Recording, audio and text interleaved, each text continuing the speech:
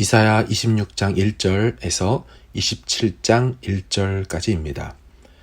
그날에 유다 땅에서 이 노래를 부르리라. 우리에게 견고한 성읍이 있으며 여호와께서 구원을 성벽과 외벽으로 삼으시리로다.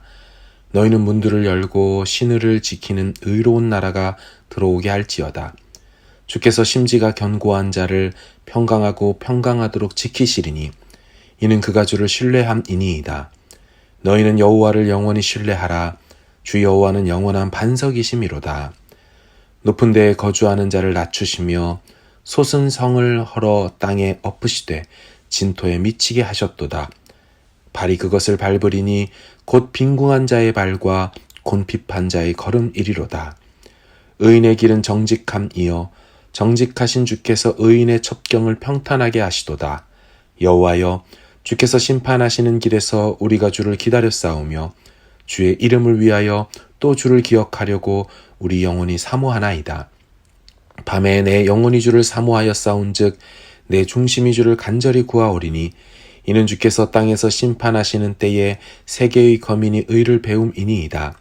악인은 은총을 입을지라도 의를 배우지 아니하며 정직한 자의 땅에서 불의를 행하고 여호와의 위엄을 돌아보지 아니하는도다. 여호와여, 주의 손이 높이 들릴지라도 그들이 보지 아니하오나 백성을 위하시는 주의 열성을 보면 부끄러워할 것이라. 불이 주의 대적들을 사르리이다. 여호와여, 주께서 우리를 위하여 평강을 베푸시오리니 주께서 우리의 모든 일도 우리를 위하여 이루심이니이다. 여호와 우리 하나님이시여, 주 외에 다른 주들이 우리를 관할하여 싸우나 우리는 주만 의지하고 주의 이름을 부르리이다. 그들은 죽었은즉 다시 살지 못하겠고 사망하였은즉 일어나지 못할 것이니 이는 주께서 벌하여 그들을 멸하사 그들의 모든 기억을 없이 하셨음이니이다. 여호와여, 주께서 이 나라를 더 크게 하셨고 이 나라를 더 크게 하셨나이다. 스스로 영광을 얻으시고 이 땅의 모든 경계를 확장하셨나이다. 여호와여, 그들이 환난 중에 주를 앙모하여 싸우며 주의 징벌이 그들에게 임할 때에 그들이 간절히 주께 기도하였나이다. 여호와여, 잉태한 여인이 산기가 임박하여 산고를 겪으며 부르짖음같이 우리가 주 앞에서 그와 같으니이다. 우리가 잉태하고 산고를 당하였을지라도 바람을 낳은 것 같아서 땅에 구원을 베풀지 못하였고 세계의 거민을 출산하지 못하였나이다. 주의 죽은 자들은 살아나고 그들의 시체들은 일어나리이다. 티끌에 누운 자들아, 너희는 깨어 노래하라. 주의 이슬은 빛날 이슬이니 땅이 죽은 자들을 내놓으리로다. 내 백성아 갈지어다. 내 밀실에 들어가서 내 문을 닫고 분노가 지나기까지 잠깐 숨을 지어다. 보라, 여호와께서 그의 처소에서 나오사 땅의 거민의 죄악을 벌하실 것이라. 땅이 그 위에 잦았던 피를 드러내고 그 살해당한 자를 다시는 덮지 아니하리라. 그날에 여호와께서 그의 견고하고 크고 강한 칼로 날랜 뱀 리워야단 곧 꼬불꼬불한 뱀 리워야단을 벌하시며 바다에 있는 용을 죽이시리라. 아멘. 살아계신 하나님, 귀한 날을 오늘 또 주셨습니다. 이 아침 이 새벽에 주 앞에 말씀과 기도로 나아갑니다. 생명의 말씀, 소망의 말씀으로 듣게 하여 주옵시고 럭다운의 이 상황 속에서도 하나님의 일하심을 바라보며 사방이 우겨쌈을 당하여도 쌓이지 않고 매이지 않는 진정한 자유를 주 안에서 믿음으로 누리는 우리가 되게 하여 주옵소서. 예수님의 이름으로 믿고 기도합니다. 아멘. 어제에 이어 이사야는 계속적으로 종말론적 심판과 최종 구원의 때를 바라보고 있습니다. 감사하게도 이로 인하여 우리의 최종적 미래가 어떠한지 이사야를 통해서 엿볼 수 있게 됩니다. 마치 고린도 교회 내의 문제들로 인하여 바울이 답변을 해주죠. 그 때문에 우리는 은사에 대한 지식을 얻게 되고 부활체에 대한 지식을 얻게 되었습니다. 저들의 문제가 우리에게는 지혜로, 계시의 지식으로 허락된 것이죠. 이처럼 그때의 문제로 인하여 우리는 이사야를 통해 미래적 종말이 어떠한지를 배우게 된다는 것입니다. 이사야 선지자는 그날에라는 용어를 사용하여 종말을 이야기합니다. 1절을 보십시오. 그날에 유다 땅에서 이 노래를 부르리라. 우리에게 견고한 성읍이 있으며 여호와께서 구원을 성벽과 외벽으로 삼으시리로다.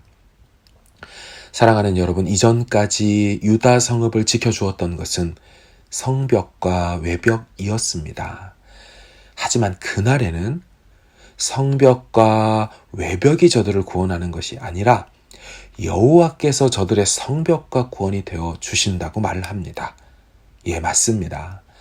성벽과 외벽이 우리를 지켜주는 것처럼 보이지만 사실은 여호와께서 지켜주셔야 진짜 보호받는 것입니다. 일찍이 시편 127편에 이런 유명한 말씀이 있지요. 여호와께서 집을 세우지 아니하시면 세우는 자의 수고가 헛되며 여호와께서 성을 지키지 아니하시면 파수꾼의 깨어 있음이 헛되도다. 아멘. 우리의 그 무엇이 우리를 지키는 것이 아니라 우리 하나님이 우리를 지켜주시는 것입니다. 이어서 선지자는 신적 지킴과 보호하심의 실체를 설명합니다. 도대체 누가 신적 지킴과 보호하심을 경험하느냐? 3절이죠. 주께서 심지가 견고한 자를 평강하고 평강하도록 지키신다. 이는 왜냐하면 그가 주를 신뢰함이니이다. 심지가 견고한 자, 여기서 말하는 심지, 이것은 곧 마음이라고 되어 있습니다. 혹은 의도, 계획으로도 번역이 되지요. 창세기 8장에 보면 그의 마음으로 생각하는 모든 계획이 항상 악할 뿐임을 보시고 마음 혹은 계획. 역대상 28장에도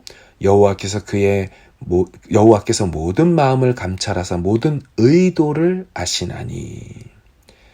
그렇다면 여호와께서 누구를 지키신다고 하시는 겁니까? 심지가 견고한 자, 의역하면 믿음이 확고한 자, 주님을 향한 마음의 의도와 계획함이 확고한 자, 나는 어떤 일이 있어도 주님만 신뢰할 거예요 라고 계획하며 사는 자, 나는 무슨 일이 있어도 주님만 의지할래요, 그 마음의 의도와 방향성을 갖고 사는 자, 바로 그들에게 신적 보호하심을 약속하여 주십니다. 좀 더 쉽게 말하면 나만 믿는 자, 나에 대한 믿음이 틀림없는 자, 내가 보란듯이 지켜준다. 세상 종말의 때에도 그를 지키고 보호하여 구원한다. 이렇게 말씀하는 것입니다. 그래서 4절을 보십시오. 이렇게 성경은, 이사야는 요구하죠. 너희는 여호와를 영원히 신뢰하라. 주 여호와는 영원한 반석이심이로다. 하나님을 신뢰할 수 있는 유효기간은 없습니다. 아주 무제한, 무기한이라고 말씀합니다. 얼마까지만 신뢰하고 그 이후로는 신뢰할 수 없다, 믿을 수 없는 존재다 아니라는 것이죠. 왜 그렇습니까? 그분은 영원한 반석이시기 때문이라고 말씀합니다. 지금 큰 위기를 겪으시는 분이 계십니까? 답이 보이지 않는 인생길을 홀로 걷는 분이 계십니까? 다른 데 바라보지 마십시오. 머리 팍 숙이고 하나님, 저는 하나님만 믿으랍니다. 하나님, 저 좀 살려주십시오. 하나님, 길을 좀 가르쳐 주십시오. 이같이 온전히 주님만 붙드시기를 바랍니다. 여러분, 절대로 망하지 않습니다. 반드시 해결해 주십니다. 우리 하나님, 당신을 의지하는 자를 절대 물리치지 않으시고 반드시 당신의 선하심으로 보란듯이 역사해 주시는 줄로 믿습니다. 성경은 결국 이 이야기를 하는 겁니다. 세상 종말이 되어도 나만 바라보고 나만 의지하는 자, 내가 다 책임진다. 봐라, 내가 너희들의 구원자다. 결국 이 이야기를 이사야 선지자를 통하여 종말론적 사건 속에 말씀하고 있는 것입니다. 여러분, 종말의 때에 이 의인들의 모습을 좀 보십시오. 9절에 보세요. 밤에 내 영혼이 주를 사모하여 싸운즉 내 중심이 주를 간절히 구하오리니. 여기서 나오는 택한 자들, 의인들의 특징이 무엇입니까? 밤에 내 영혼이 주를 사모하였습니다. 내 중심은 주를 간절히 구할 것입니다. 여러분, 의인들, 저들은요, 인생의 밤을 만나도 주님께만 마음을 드리는 자들입니다. 중심을 다해 주님께 간절히 구하는 자들입니다. 어떤 일이 있어도 다른 데 기웃거리지를 않습니다. 엉뚱한 데 찾아다니지 않습니다. 바보같이 또 망하려고, 또 실패하려고, 또 인생 돌아가려고, 또 고생만 하려고 도울 힘이 없는 귀인들과 인생들을 의지하지 않는 자들이죠. 야곱의 하나님을 자기 도움으로 삼고 여호와 자기의 의지 되시는 분께만 소망을 두는 자들, 바로 저들이 의인, 하나님의 택한 자들, 저들의 특징인 것입니다. 선지자의 고백을 들어보십시오. 13절이죠. 여호와 우리 하나님이시여, 주 외에 다른 주들이 우리를 관할하였사오나 우리는 주만 의지하고 주의 이름을 부르리이다. 여러분 잘 보세요. 여호와 우리 하나님이여, 주 외에 다른 주들이 우리를 관할하였사오나, 주님 여호와 외에 다른 주들이 자기들을 다스렸대요. 이 같은 주라고 같은 신이 아니죠. 앞에 나오는 주는 여호와지만 다른 주들은 사람들, 고관들, 세상 권세자들을 말합니다. 저들이 세상에서는 의인들을 관할하고 주관하는 것 같았지만 의인들은 고백합니다. 다른 주들이 우리를 관할하였지만 우리는 주만 의지하고 주의 이름만 부를 것입니다. 여러분, 이게 의인인 거예요. 의롭고 완벽해서 의인이 아니라 중심이 흔들리지 않고 하나님을 향해 있는 자를 성경은 의인이라고 말하는 것입니다. 한 번도 안 넘어지는 퍼펙트한 인생을 살아가는 자가 의인이 아니에요. 믿음으로 의롭다 여김을 받는 것처럼 온전함이 내게 없지만 그분의 온전함을 내 것으로 삼으려고 그분 의지하며 사는 자, 성경은 그를 의인이라고 말하는 거예요. 여러분 14절을 보십시오. 그들은 죽었은즉 다시 살지 못하겠고 사망하였은즉 일어나지 못할 것이니 이는 주께서 벌하여 그들을 멸하사 그들의 모든 기억을 없이 하였음이니이다. 여러분 여기서 뭐라고 합니까? 그들은 죽었은즉 다시 살지 못하겠고 사망하였은즉 일어나지 못할 것입니다. 예, 그래서 의인들은 다른 주들을 의지하지 않는 것입니다. 세상의 주관자, 도울 힘이 없는 인생들 바라보지 않는 거예요. 왜요? 저들은 죽었다가 다시 살아나지 못하잖아요. 사망하였다가 부활하지 못합니다. 여러분, 저들은 그저 있다가 없어지는 안개요. 잠시 피었다가 시들어버리는 들풀 같은 존재들입니다. 죽으면 끝인 자들이에요. 다시 부활하거나 생명을 얻을 수 없는 존재들에 불과합니다. 하지만 우리 하나님 여호와는 다 아시는 것처럼 아들 예수를 사망에서 생명으로 부활 살려내셨지요. 아니 여호와 그분은 이 세상의 모든 기식 있는 동물들과 숨쉬는 인간 및 생명체들에게 생명을 불어넣으신 분 아니십니까? 그래서 이 인생들과 수준과 본질이 다르신 분이 여호와 하나님이시지요. 15절에 이렇게 말해요. 여호와여, 주께서 이 나라를 더 크게 하셨고 이 나라를 더 크게 하셨나이다. 스스로 영광을 얻으시고 이 땅의 모든 경계를 확장하셨나이다. 아멘. 하나님은 당신의 나라를 얼마든지 확장시키실 수 있으시죠. 그리고 모든 영광을 홀로 취하는 분이십니다. 이 주권의 하나님 여호와께서 그날에, 그 마지막 주님의 날에 모든 대적과 악을 도말하실 것입니다. 우리 인생의 모든 문제를 현재적으로도 또한 해결해 가시는 분이십니다. 그날에 완벽하게 행하시겠지만 우리 삶의 순간순간에도 그날을 경험시키시는 현재적 미래의 종말의 날을 경험시켜 주신다는 것입니다. 이사야 27장 1절 좀 보십시오. 그날에 여호와께서 그의 견고하고 크고 강한 칼로 날랜 뱀 리워야단 곧 꼬불꼬불한 뱀 리워야단을 벌하시며 바다에 있는 용을 죽이시리라. 또다시 등장하는 그날에 성경이 말하는 그날에는 이중적으로 봐야 합니다. 미래적 종말의 때의 그날이면서도 현재적 주님이 얼마든지 역사하시면 일으키실 바로 그날을 동시에 말하는 용어이지요. 특별히 여기서 그날에 크고 강한 칼로 멸한다는 리워 야단, 히브리어로는 리비야탄이라는 말로 설명되는데 구약에 6번 등장합니다. 보통 씨 몬스터, 바다 괴물이지요. 사람들에게는 무서운 동물로 나타나고요. 창조과학에서는 이것을 공룡으로 볼 수도 있다. 수룡으로 볼 수도 있다. 바다 공룡으로 볼 수도 있다라고 말합니다.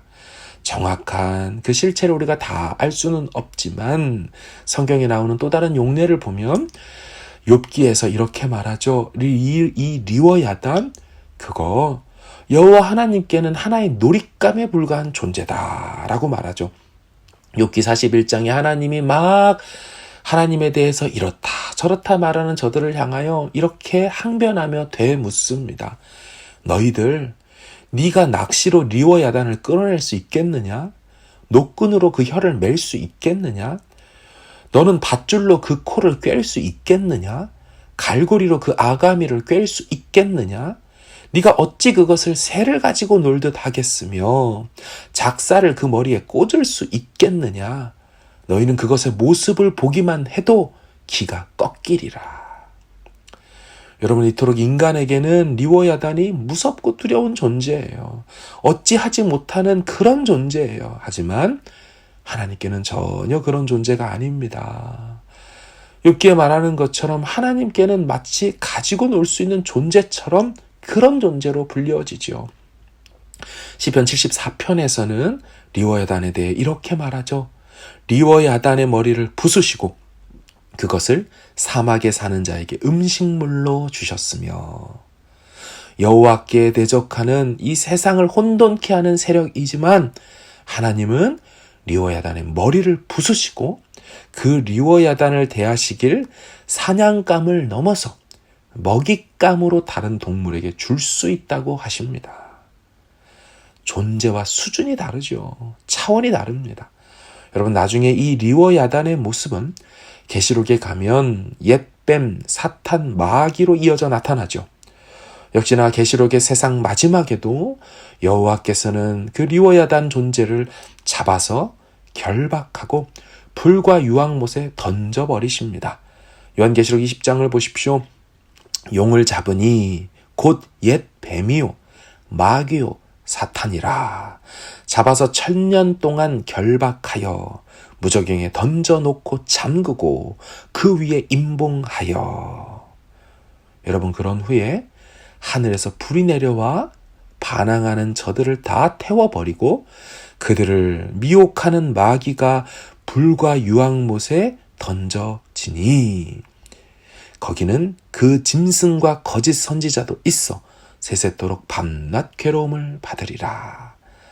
하나님 나라를 반역하여 반항하는 저들을 하늘의 불로 태워버리고 저들을 미혹했던 마귀 불과 유황못에 던져버렸더니 거기에 이미 던져진 짐승과 거짓 선지자들이 있고 함께 결국 옛뱀 마귀 사탄도 세세토록 끊임없이 괴로움을 받으며 마감한다라고 말합니다.